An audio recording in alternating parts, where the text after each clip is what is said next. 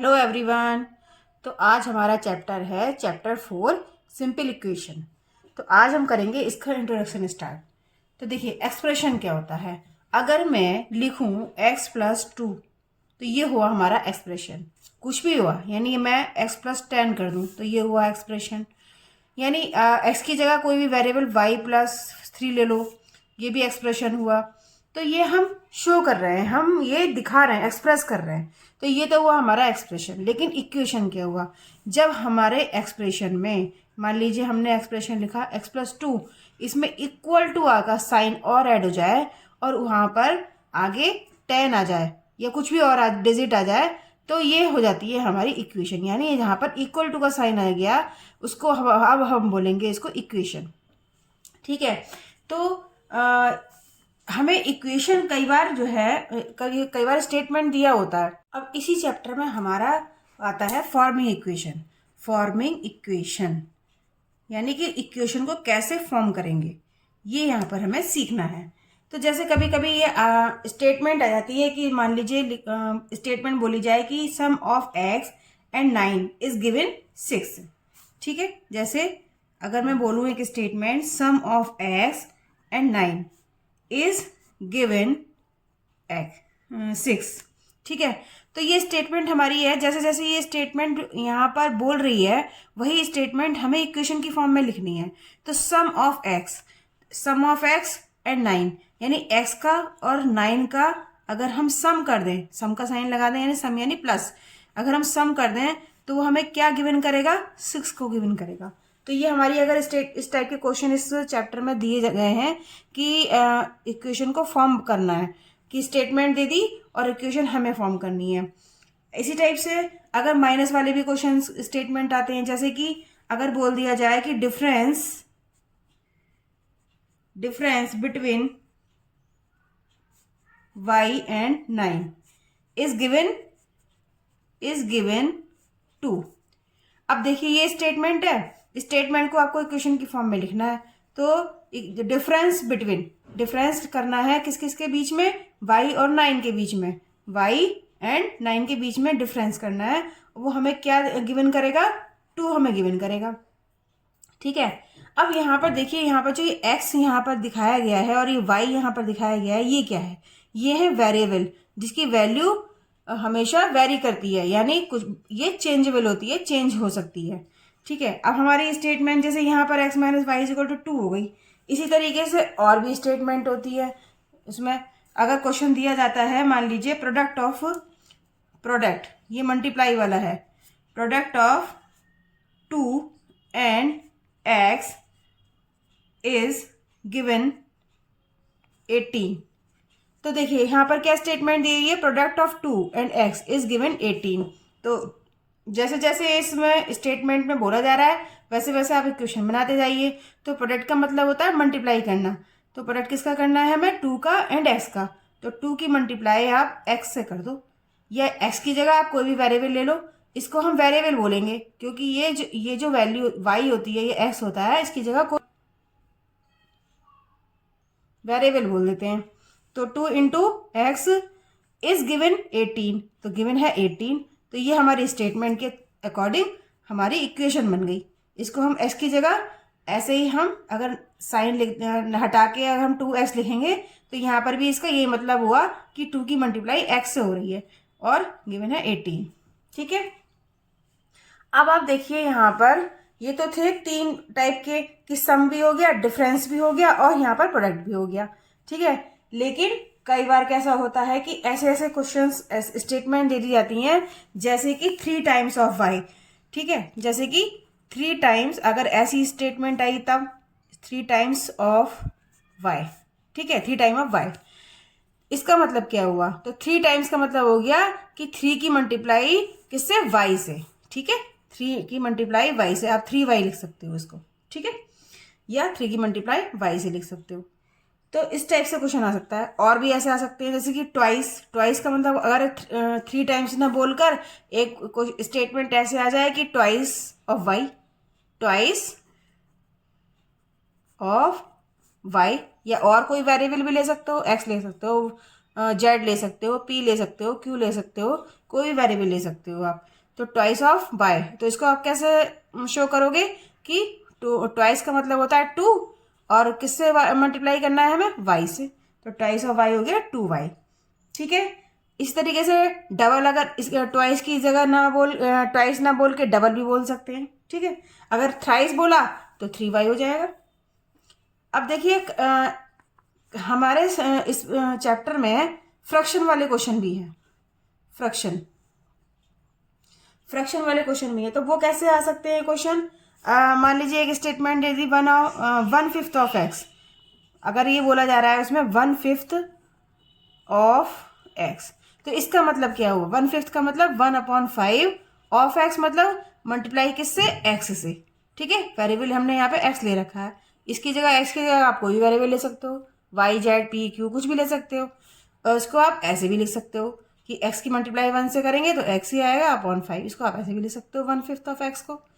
या फिर इसकी जगह 1/5 ऑफ की जगह अगर आप बोल दें हाफ ऑफ एक्स, अगर बोला जाए हाफ ऑफ एक्स, तब कैसे करेंगे आप, हाफ का मतलब क्या हो गया 1/2, 1/2 इंटू एक्स, एक्स हो गया, तो एक्स की मल्टीप्लाई 1 से करेंगे तो एक्स आ गया अपॉन 2, हाफ ऑफ एक्स हो गया। तो आप इसको ऐसे भी शो कर सकते हो। ठीक है, अब यहाँ पर देखिए कुछ इस वाले चैप्टर में कुछ क्वेश्चंस दिए होंगे जो आपको सॉल्व करने हैं। तो किस किस तरीके के क्वेश्चन इसमें आएंगे, कई बार ऐसा आएंगे तो इस चैप्टर में क्वेश्चंस इस टाइप की भी आएंगे कि वैल्यू पुट करो। और तो इस चैप्टर में कई टाइप के क्वेश्चन आएंगे, जैसे कि एक क्वेश्चन ऐसे भी आ सकता है वैल्यू को पुट करना हो, तो कई बार ये अगर हम ये लिखेंगे पुटिंग वैल्यू, अगर हमें किसी इक्वेशन में वैल्यू पुट कर करके हमें निकालना है कि कौन सी इसमें वैल्यू पुट करी जाए कि दोनों ही जो इक्वेशन है ये इक्वल हो जाए। तो मान लीजिए आपके पास, मान लीजिए एक इक्वेशन है x+6 = 12, अगर हम यहाँ पुट कर दें x = 3, तब देखते हैं कि ये जो इक्वेशन है इसको सॉल्व कर पा रही है, इक्वल हो रही है या नहीं हो रही है। तो अगर x की जगह हम 3 लिखेंगे +6 = 12, तो यहाँ पर देख रहे हो कि 6 और 3 तो 9 हो गया, तो यहाँ पर दोनों तो इक्वल आया नहीं है, दैट मीन्स कि ये इसको ये x की वैल्यू 3 नहीं हो सकती है, तो हम यहाँ पर ये x की वैल्यू 3 को नहीं पुट कर सकते। लेकिन अगर हम x की वैल्यू 6 पुट करते हैं, ठीक है, तो x की जगह अगर आप इस इक्वेशन में 6 पुट करोगे +6 = 12, तो आप देख रहे हो कि यहाँ ये दोनों ही इक्वल 12 के हो गए। तो दैट मीन्स कि ये वैल्यू जो x = 6 है यहाँ पर यही होनी चाहिए, तभी ये जो इक्वेशन है बिल्कुल इक्वल होगी। ठीक है, तो इसी चैप्टर में और भी टाइप के क्वेश्चन आएंगे, जैसे कि एक है सॉल्व, अगर हम बोलें कि सॉल्विंग इक्वेशन, यानी इक्वेशन को हमें सॉल्व करना है, या फिर हम इसको और ये भी कह सकते हैं कि बैलेंसिंग इक्वेशन, बैलेंसिंग इक्वेशन।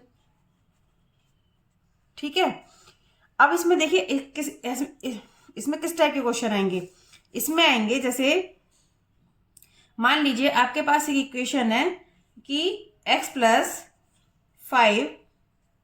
= 12, अगर हम इसे बैलेंस करना है पहले, ठीक है, सॉल्व करना है, तो देखिए बैलेंस करने का क्या तरीका है, अगर हमें तो यहाँ पर x की वैल्यू फाइंड करनी है, तो इसका मतलब है कि हमें यहाँ से ये 5 हटाना पड़ेगा।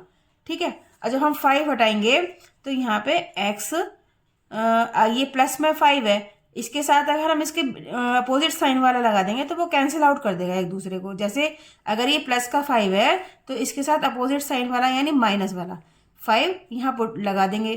तो अगर हम यहाँ पर लगाएंगे -5, तो हमें बैलेंस करने के लिए यहाँ पर भी इसे -5 को लगाना होगा, तो 12 - 5। ठीक है, अब देखिए एक प्लस है इसमें और एक माइनस है, दोनों एक दूसरे को कैंसिल आउट कर देंगे, तो x = यहाँ पर कितना आ जाएगा आपका, यहाँ आ जाएगा 7, तो x की वैल्यू यहाँ पर आ जाएगी 7, तो हमें फाइंड हो गई यहाँ पर x की वैल्यू। ऐसे ही हम, ये हो गई हमारी बैलेंसिंग इक्वेशन।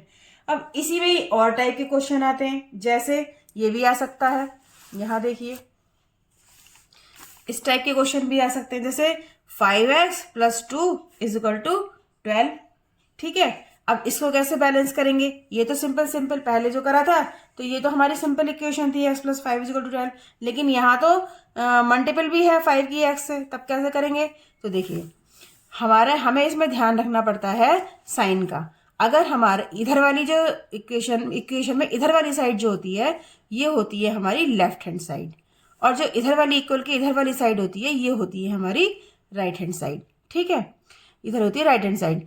अगर हमें कोई भी डिजिट इक्वल टू के साइन के इधर की साइड लेकर आनी है तब हमारा साइन चेंज हो जाता है। जैसे कि अगर इधर की साइड ये प्लस का साइन है तो इज इक्वल टू के राइट हैंड साइड जब हम लेकर आएंगे तो वो अपोजिट हो जाएगा, यानी माइनस हो जाएगा। पहले से ही माइनस है तो ये प्लस हो जाएगा। अगर मल्टीप्लाई में है तो ये यहाँ पर डिवीजन में हो जाएगा, और डिवीजन में है तो यहाँ पर ही मल्टीप्लाई में हो जाएगा। जस्ट अपोजिट होते चले जाएंगे। तो अब यही देखिए ऑपरेशंस यहाँ पर लागू करने हैं हमें। तो देखिए यहाँ पर मान लीजिए ये इक्वेशन आपकी दी हुई है। अब हमारा तो यहाँ पर उद्देश्य है कि हमें एक्स की वैल्यू फाइंड करनी है।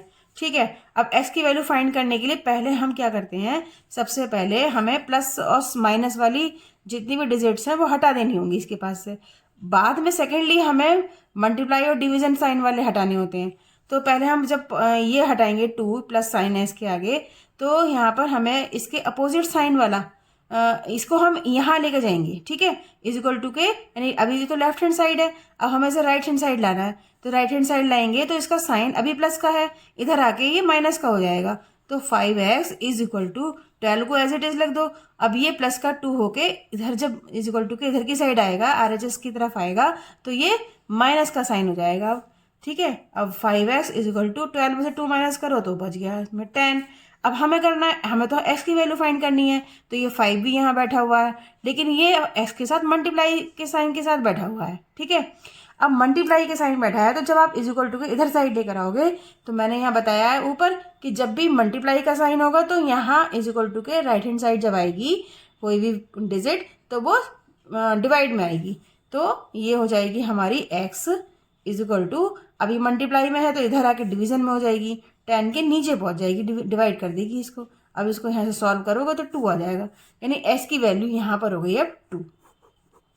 तो देख रहे हैं यहाँ पर हमारी x की वैल्यू 2 फाइंड हो गई। तो इस टाइप के क्वेश्चन इस चैप्टर में आपको देखने को मिलेंगे। ठीक है, अब इसी में जो है हमारा और भी है एक मेथड और है, ट्रांसपोजिंग मेथड। ट्रांसपोजिंग मेथड में क्या करना पड़ेगा हमें, ट्रांसपोजिंग मेथड। देखिए इसमें तो ट्रांस से पता चल रहा है कि हमें अपने डिजिट को ट्रांसफर करना है, यानी एक जगह से दूसरी जगह पहुंचाना है। ठीक है, मान लीजिए देखिए आपके पास एक इक्वेशन है x + 3 इज इक्वल टू 5, तो आपको ट्रांसफर करना है, यानी इस 3 हमें तो हमारा यहाँ पे क्या एम है कि हमें तो x की वैल्यू फाइंड करनी है, तो इस 3 को यहाँ से हटा दो, अब इसका ट्रांसफर कर दो इज इक्वल टू इधर साइड, यानी x इज इक्वल टू 5। जब हम 5 को एज इट इज लिख दो यहाँ पर, अब 3 का ट्रांसफर इधर करेंगे तो ये प्लस के साइन जो है इधर आकर माइनस का साइन हो जाएगा। ये तो हमारा रूल है करने का। तो ये हो गया 2। तो आप देख रहे हो यहाँ पर कि हमारा x की वैल्यू फाइंड हो गई, और ये अगर हमने ट्रांसफर करा है तो ट्रांसपोजिंग मेथड हो जाएगा। ऊपर भी हमने यही करा था हमें। अब ये हो गया हमारा इस तरह। अब देखिए मान लीजिए आपके पास क्वेश्चन इस टाइप का आता है कि 5x, इसी को ले लो, 5x minus 5 is equal to, यहाँ पर ले लो आप कुछ भी ले लो, 5 ले लो। ठीक है, अब इसमें ट्रांसफर करना है, ट्रांसपोजिंग मेथड लगाना है। तो आपका मकसद यहाँ पे क्या है, आपका मकसद तो है x की वैल्यू फाइंड करनी है ना। तो 5x को अभी तो ऐसे ही लिखा रहने दो, अब इज इक्वल टू का साइन लगाओ, ये 5 लगाओ, अब इस 5 को हटाओ यहाँ से। अब जब 5 हटाएंगे तो मेरा माइनस का साइन के साथ है 5, इज इक्वल टू के राइट हैंड साइड आएगा तो साइन चेंज हो जाएगा, तो ये हो जाएगा प्लस। ठीक है, अब 5x plus is equal to 5 और 5 10 हो गया। ठीक है, अब आप इसमें देखिए, अब ये जो 5 है वो इसके साथ मल्टीप्लाई है, तो अब इसे 5 को भी हटाओ यहाँ से, क्योंकि हमें तो x की वैल्यू फाइंड करनी है। तो अभी ये मल्टीप्लाई में है तो इधर आके डिवीजन में हो जाएगी, नीचे आ गया डिवीजन में, 5 2 10, तो ये x की वैल्यू कितनी हो गई, 2 आ गई। तो इस चैप्टर में आपको इन्हीं मेथड का यूज करके क्वेश्चन को सॉल्व करना है। इसमें आपको क्वेश्चन दे दिया जाएगा और आपको बैलेंसिंग मेथड से या फिर ट्रांसपोजिंग मेथड से आपको अपने क्वेश्चन को सॉल्व करना होगा।